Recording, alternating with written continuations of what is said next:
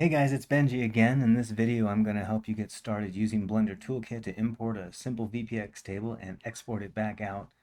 Let's dive right in and look at the VLM interface. The VLM tab on the side of the 3D viewport, which manages VLM settings on a per object basis, is the first location where the interface is located. Um, the interface is also located in the collection properties. So you select a collection and then click on the properties tab in the properties window, and you will see this little twirl down. And I'm clicking on a collection. It's not relative to an imported table, so you don't actually see anything here, but you can see where those options would be. And the final parameters are located in the scene properties window, where there are three tabs: VPX Importer, VPX Camera, and VPX Lightmapper. The Importer tab, as it indicates, handles importing tables from VPX. Um, and the Camera tab lets you calibrate the camera that comes in from VPX as well. And the Lightmapper tab lets you deal with all the properties for exporting with Toolkit. So this is actually where you run Toolkit and where you run the 5 steps that we went over in the previous video. One of the best ways to get acquainted with how to set up your table for Toolkit is to poke around a table that's already been created in Blender for Toolkit. But before we look at something more complex, I think we'll do that in future videos. Let's follow Niwak's guide of importing the VPX example table so we can set up a couple of lights, run a batch, and check it out in VPX. So we'll open up VPX 10.8 and we'll make a new table, file, new table. Okay. And let's delete a bunch of the objects we know we don't need, like all these extra parts here. We're not going to use those. Delete those. I'm just hitting the delete button, and we'll delete those. Okay, now if you're working on a table at some point, what you're going to want to do is delete everything in VPX except the invisible collidable objects, maybe the rudimentary lights, just so you can see that they're all hooked up right and running with the ROM, because those will be deleted later as well. And you'll want to, uh, well, you might want to keep any primitives that have been specially modeled for a table and imported in the past. But basically, you want to create as clean a table as possible for Toolkit to inject back into so things don't get confusing. Toolkit does handle disabling objects or hiding objects that have been baked, but that means that you've got to keep all the names of the objects matching so it can do that. But for our purposes here, this is good enough. So we will save the table, and I'm going to save it. I have a table in here already. I'll just save over this one. I'm going to call it Blender Tutorial. Save. Okay. Uh, then we will open a new Blender file, which I've got right here. It's already open. We're going to delete the default objects and then go down to the VLM options in the properties panel. Go up to VPX Importer, Import. I will find the VPX file I saved, Blender Tutorial VPX. And we'll import that, and we'll just wait a second, and it'll populate this box here, and then it'll show up in the table. There it is.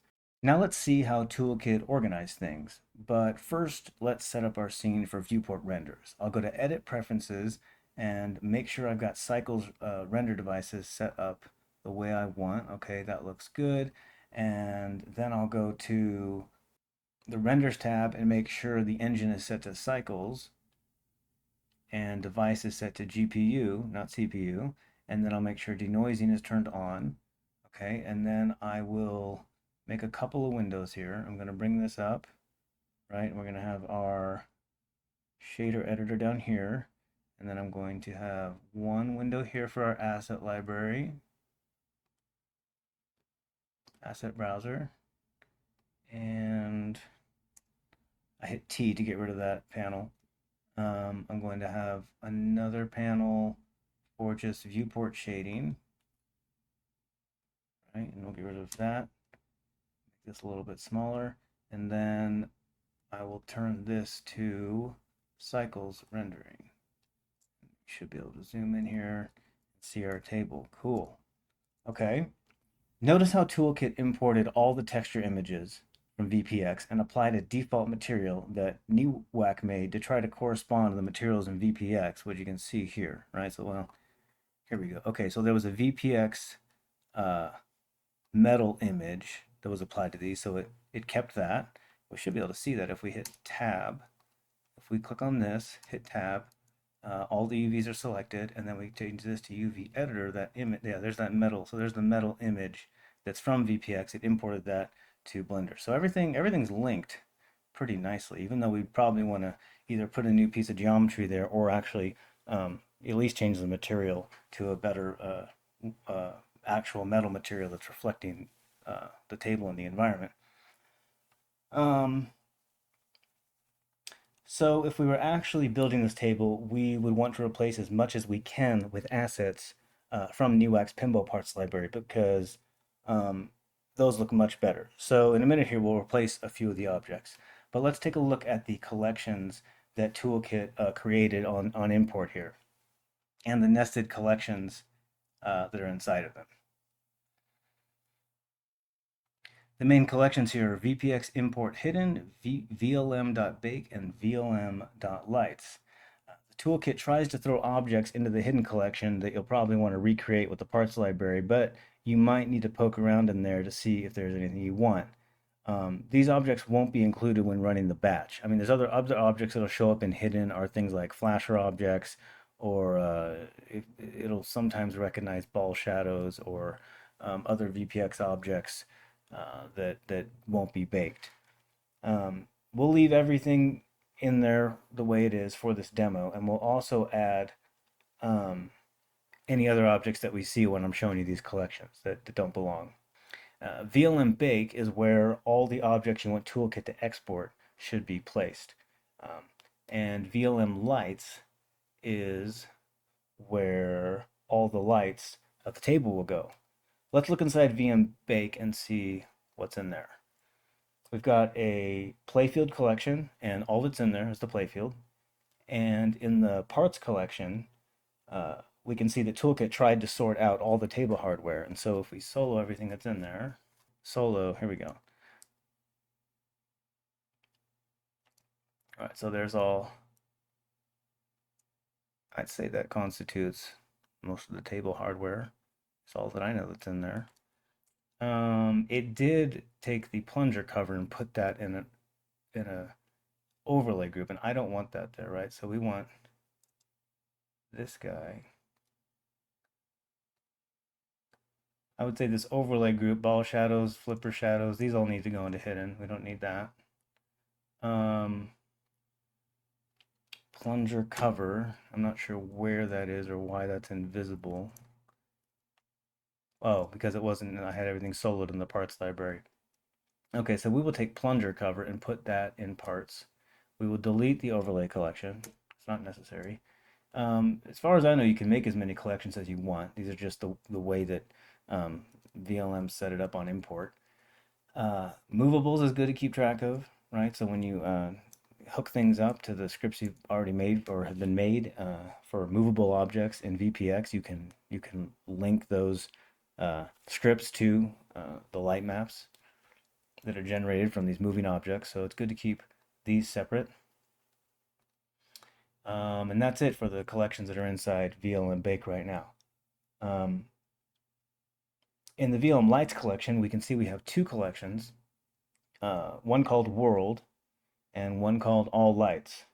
In All Lights, you can see we've got our 4 GI lights in there.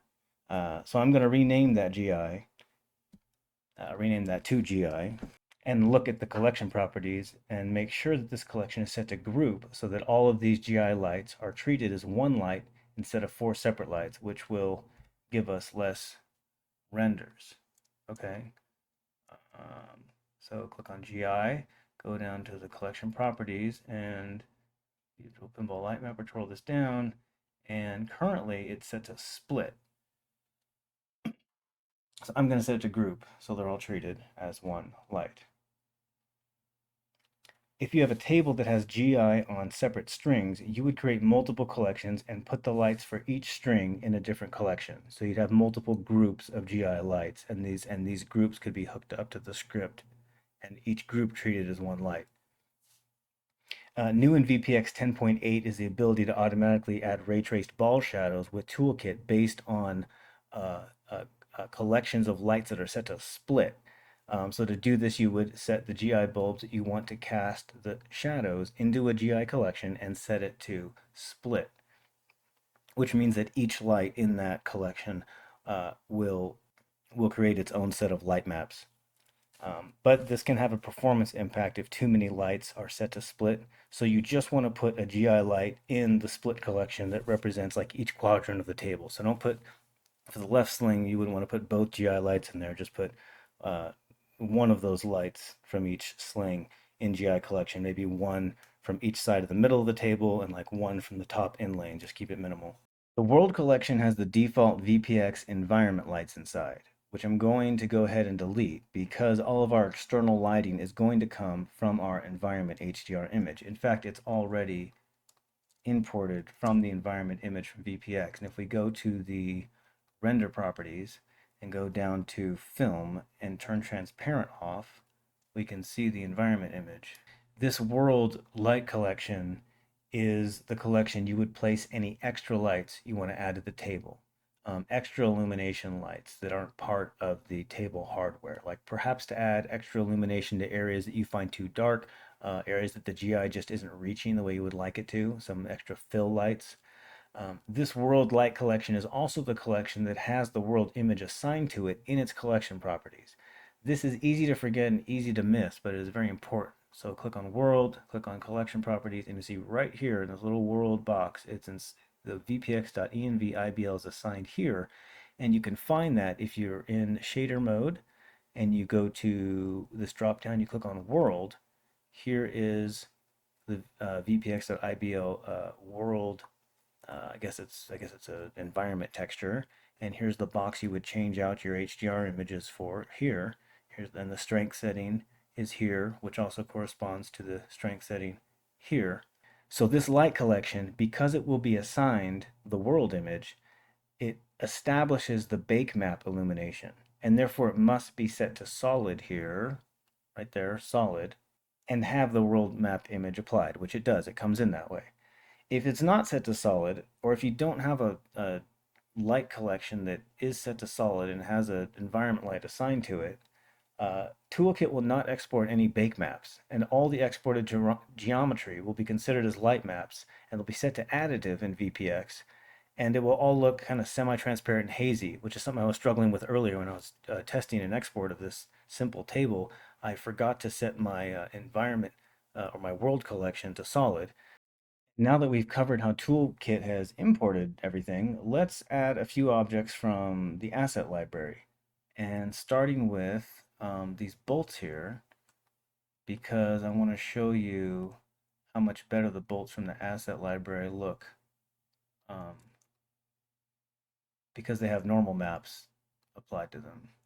So here I clicked an overhead view and the camera zoomed out, and I have frame selected in my quick favorites here. So to make quick favorites, you can click on any parameter.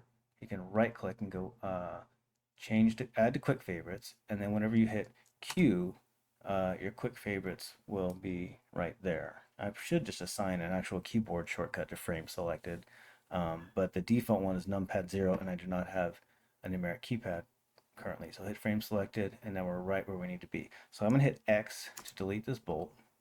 Okay, and then we're going to find one from the asset library. How about this one here? Is that good enough? Yeah, that's good enough. Okay, we'll put that in place. And then I'm going to delete these two.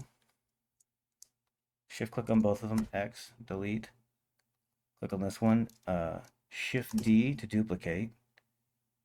And then I'm going to drag it over, put it there. Shift D, duplicate, drag it over. And notice because the last collection I had selected was the world collection, it put the objects in there, which I do not want. So I'm going to click on the bolts and move them up to the parts collection. Before I do that, I'm actually going to rename these um, because they're these extra long names can really get you in trouble when things are being scripted in VPX because there's a limit to how many characters you can have. So I'm just going to call them bolt 1, 2, 3, and then when I duplicate them, it'll just go ahead and add and append a different number. Okay, so we've done that. That's something I think it could change in the asset library is just smaller numbers and no weird characters. Put those in the parts library. Okay, so now we're going to add them to the other side as well. We're going to delete these ones. 1, 2, 3, hit X to delete, and then Shift D and drag it over.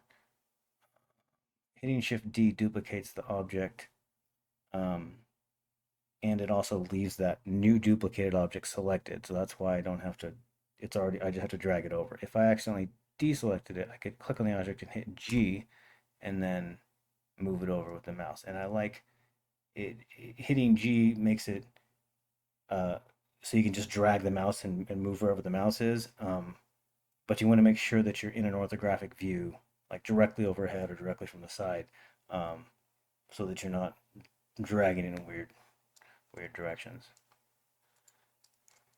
Okay, Shift D, Shift D. Okay, cool. Yeah, so see these bolts look a lot better. And if you look at the geometry, right, there's not much geometry there, but it's these normal maps that are they just look great. So if I go back to shader view, if I disable the normal map, right, look at that difference. Oh man, it just makes it nice and smooth. Okay, the next thing let's do is how about we put a bumper in here? So we'll build a little bumper. That's kind of fun. We'll put a bumper and we'll start with the socket, right? And I'm going to change the socket color. All right, so here's like the material and UX setup for that. I'm going to change the color to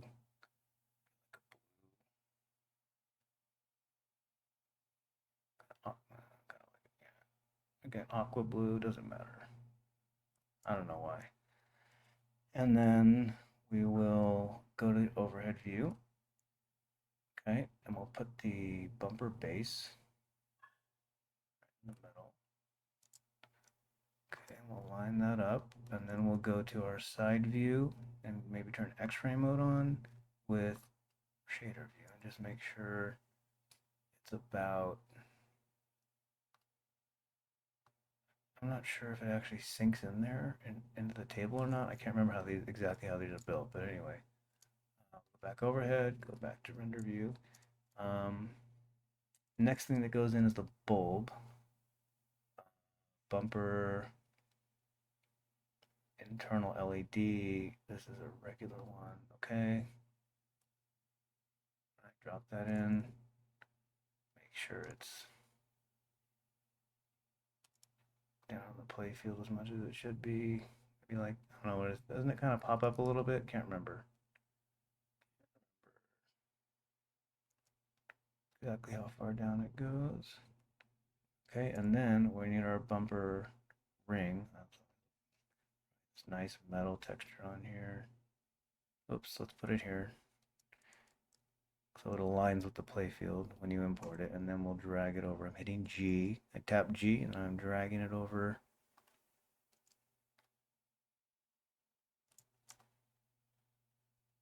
And just so it looks, you can see it, we'll just move it like halfway down.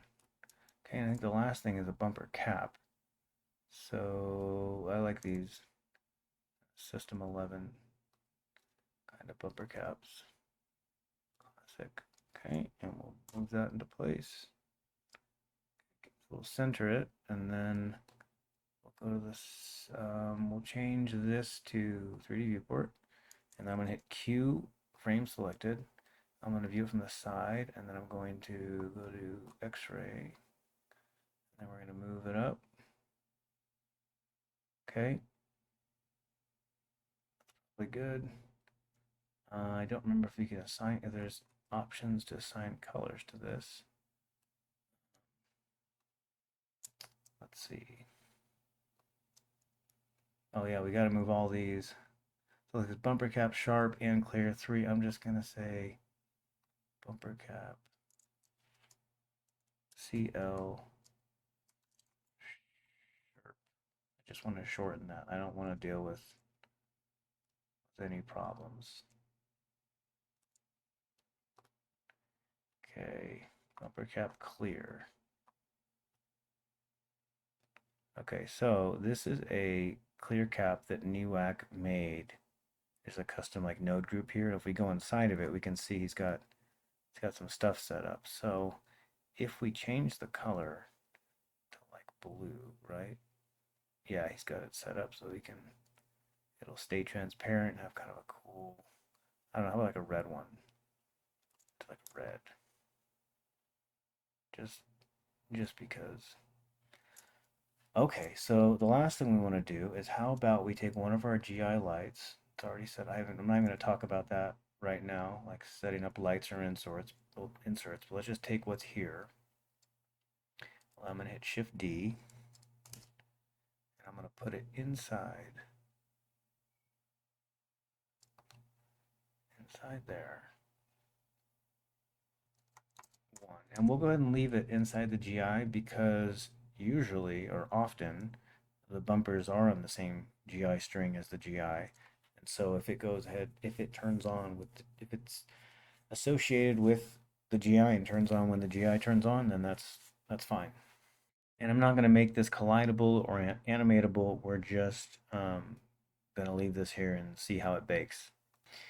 Now, before we export, we're going to want to tweak the camera a bit. And the way the camera comes in from the example table looks more like a desktop view. So we're going to want to change that. The camera is usually put in, it comes in the hidden collection. So I'm gonna move it out, and then I'm going to hide the hidden collection. To see any of that. Then I'm gonna make a new collection just called setup. It can be called whatever. I'm just gonna call this setup. And I'm gonna put the camera inside there. And if we actually hit the camera button, it will load up the view from the camera.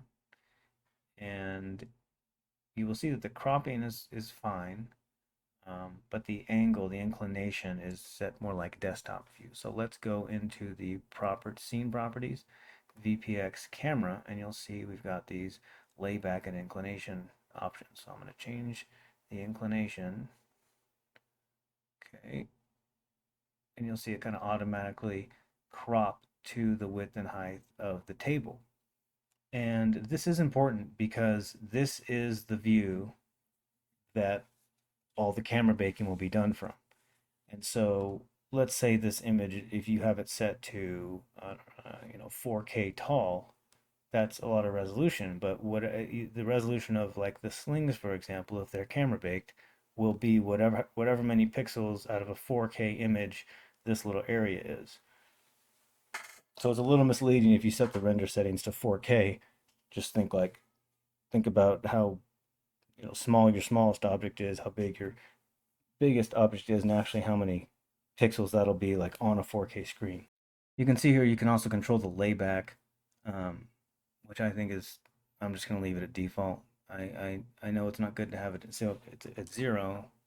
Um, you do want some of the textures baked at an angle included, so maybe I'll split the difference and go like 35. I'm going to leave it at default.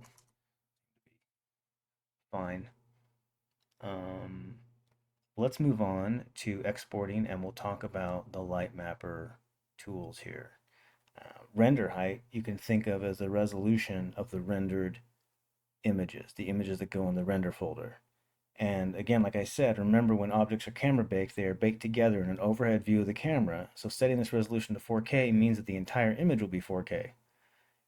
But the sling plastics will be rendered at a relative scale within that 4K image. So a render height of 256 is incredibly small, and your table in VPX would end up looking like a handful of handful of blurry pixels. So let's go 4096. The render ratio is a great way to render out quick drafts of the table. Um, so if we change our render ratio to 50%, it will render with a render height of 2048, and it's a quick way to dial in a draft of a table for doing a quick test batch. You would ask, well, why don't you just set this to 2048? Well, you could, but there's also other options in here, such as the texture size, um, which would also be affected by the render ratio, and any objects you have set to surface bake. So if I go to bake parts, I don't know, let's say I wanted to set the apron to use bake. Use bake is how you set objects to surface bake. I would click that, and then it's asking me, well, what size do I want the apron to be? And I'd be like, well, let's see, on a 4K table, this is like a third of it, so I don't know, we'll just do it at like 2K. So I go 2048, 2048, so that the texture map for the surface baked images of the apron would be 2K, right? And so when the renders got to that point, it would start rendering 2K UV unwrapped texture maps for the apron. But if we have the render ratio set to 50%, then it would also reduce this to 50%. Easy math here, come on. It would do that, but it would do it automatically behind the scenes. So you'd have your final resolution set up in the settings for all your surface baked objects, and then when you're doing test renders, you can just set the render ratio to some percentage, so it just could bang out a test render at a lower resolution. Okay, max lights here is super important. This is how many lights Toolkit will attempt to compute at a time. So when Toolkit is running its processes and it gets to the render stage, uh, it processes the lighting scenarios in little like mini batches, and it can really hang things up and often result in a script error or memory error or crash if you don't keep this number at a minimum relative to how much system RAM you have. So when I had 16 gigs of RAM, another setting that helped, I was running into script errors, was also turning on tiling in performance. So you go render properties, and then down to performance and tiling. And I think I set this to maybe 1024. I might have left it at 2048. I'm actually not going to use tiling because I have 64 gigs of RAM and I don't need it, and it just adds extra time. But I highly recommend you take advantage of this. And also there's this stuff here like this, use curves BVH. If you hold your mouse over that, it says use special type BVH optimized for curves, uses more RAM but renders faster. So if you're having RAM issues, uncheck that. And then I will also change the threads mode to fixed and just give Blender 10 threads in case my screen capture software needs any more, which I hope that it hasn't because I haven't been using that. So going back to the properties dialog, maximum lights, if it's, you can hold the mouse over any of these to get some little tool tips. It says max light, maximum number of lighting scenario baked simultaneously at 4K, 0 equals no limit. So I'm going to leave it at 0, but I would suggest if you have 16 gigs of RAM to start at 12, and if you have issues, maybe go down to 10 and 8. You can bake as many lights as you want. It's just it's the way that the render step batches them together in little groups. This backface setting here can help reduce the table weight by deleting polygons that don't face the camera. The downside is that if you walk behind the table in VR, you're going to see a bunch of holes and missing sides of objects, but to me it's worth the trade-off. We'll leave it off for now because it's a super light table, but for heavier weight tables you definitely want to take advantage of it. Texture size here is the size of the nest map images that will be injected into VPX. We have a 64-bit VPX, and thus far setting this to 8K hasn't been a problem. I leave padding at 2. That's the amount of pixels between each nest mapped image. I haven't noticed any artifacts or anything, just leaving it at 2. I haven't messed with this export mode much, but I believe what it's saying is that the objects that have been baked already, what do you want Toolkit to do with the with those objects that already exist in VPX? And so it can hide them, it can remove them, it can remove them and the textures that they went with. Again, I just really haven't messed with that because I've started with tables that have been cleaned up by other members of the workshop and are just very bare bones. So for here, I'm gonna leave it at default. Um, Enable VPX reflection. This is important. If this is checked, all the light map message in their object properties in VPX will have their reflection enabled.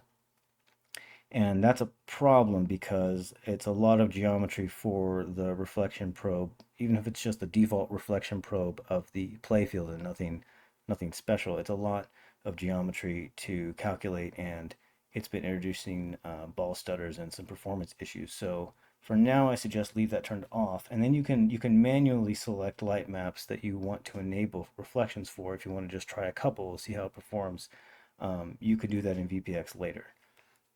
Keep play field reflection as it says. If you obviously the play field material has some reflectivity in it in Blender, and if you want to go ahead and bake that, you check that box. We'll leave it off.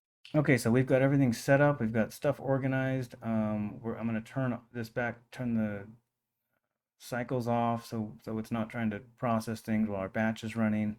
Um, I'm gonna leave the render ratio at 50%, and so this whole thing should take, I don't know, maybe 5 minutes to run a batch. And so I will pause the recording while it does that, but first I'm going to go Window and make sure the system console is up, because this whole application will be unresponsive while the batch is running, and a normal batch would take maybe up to like 8 hours or more to run, and you will just see a spinning ball and have no idea if it's working or not. So when you see stuff happening in the terminal, you can know that it's doing something.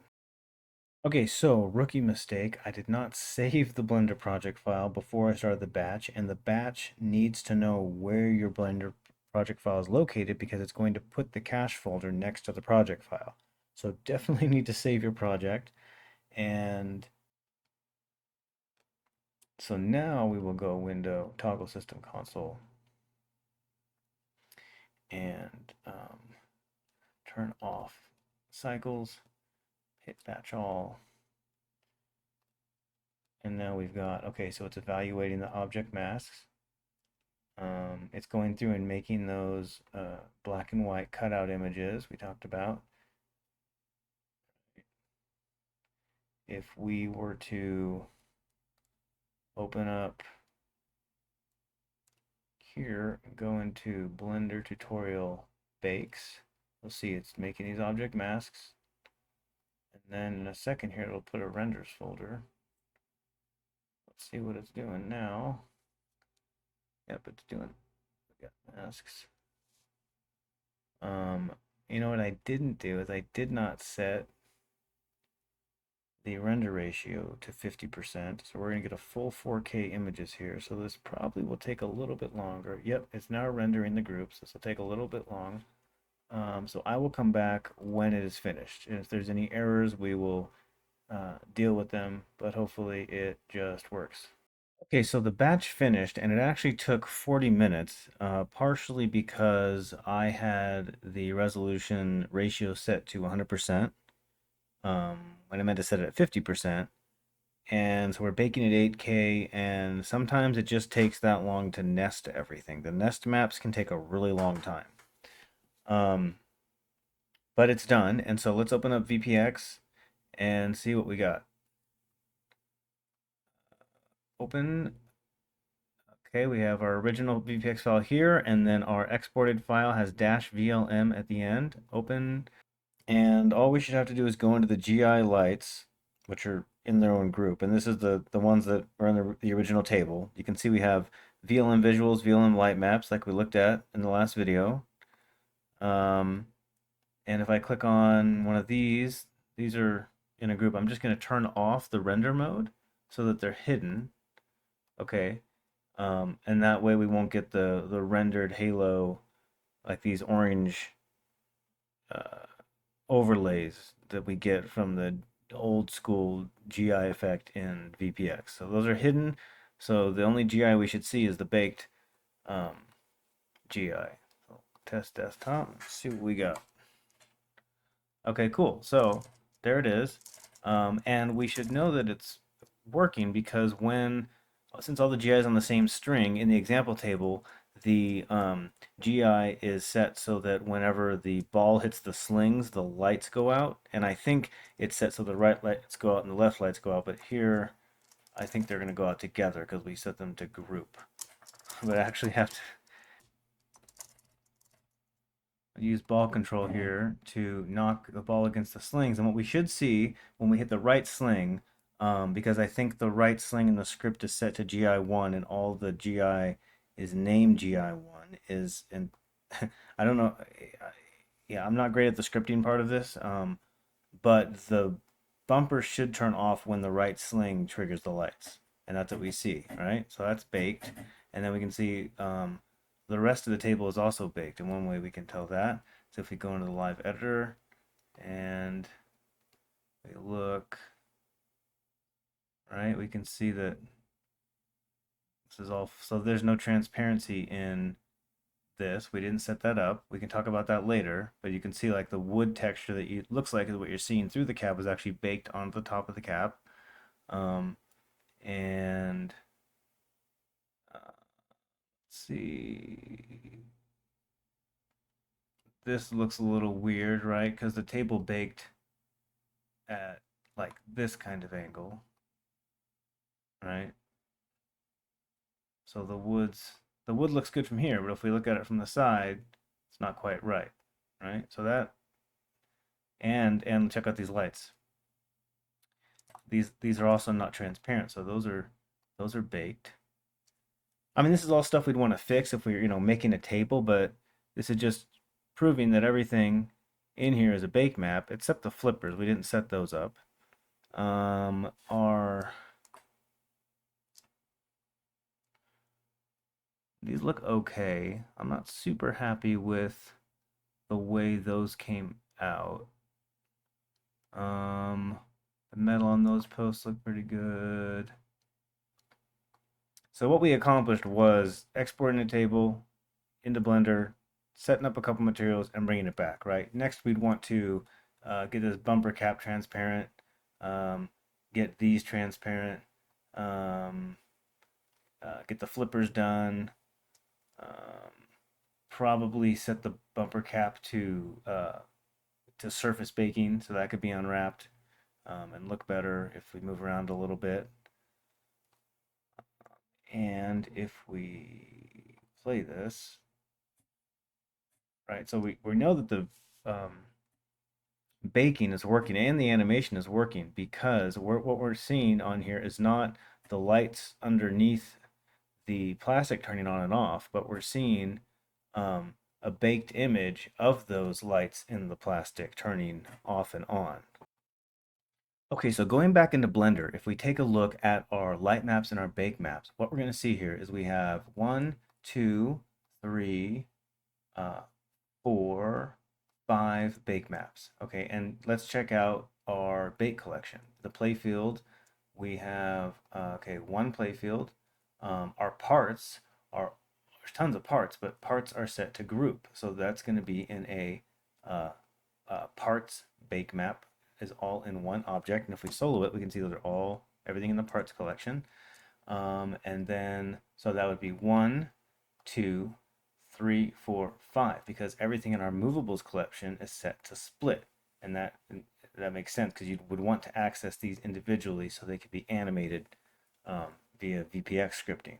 Okay, so the light map, now let's look at the light maps. We have a light map for the playfield, and then another light map for the playfield. So there's 4 light maps for the playfield, looks like.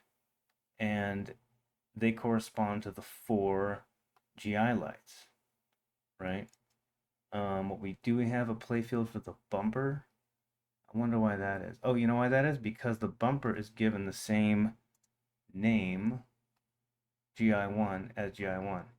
Right? GI2 is called GI2, GI3 is called GI3, right? So these two have the same name. So even though they're in a GI collection that's called Split, Bumper 1 and GI1, because they have the same name in this VPX object dialog box. Because they have the same name, they are going to be assigned the same light map. So when they're both going to be turned on, and then the amount of light influence that they have together will be calculated as a light map. So 4 GI lights for the playfield, and then we have left in lane GI3, left in lane GI4. I don't know why I didn't do GI1 and 2 for the left in lane. And then we have right in lane GI1, right in lane GI2. So I'm guessing that, well, if you think about it, left in lane.